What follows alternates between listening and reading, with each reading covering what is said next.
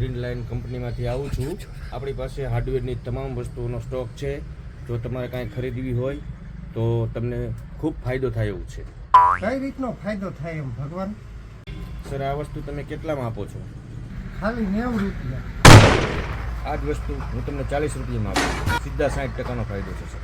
પણ અમારી કંપનીનો નિયમ છે, જે કાંઈ વસ્તુ તમે ખરીદો એનું પેમેન્ટ રોકડા પૈસે ચૂકવવાનું રહેશે. તમને ઘર બેઠા ડિલિવરી અમે કરી આપશું. નહીં, આ લિસ્ટ હું તમને દઉં એ પ્રમાણે તમે મને માલ ડિલિવરી કરી દેજો. તમને આ માલ મળી જશે. તમે પૈસા ચૂકવી દો, 2 કલાકની અંદર માલ તમારો પહોંચી જશે.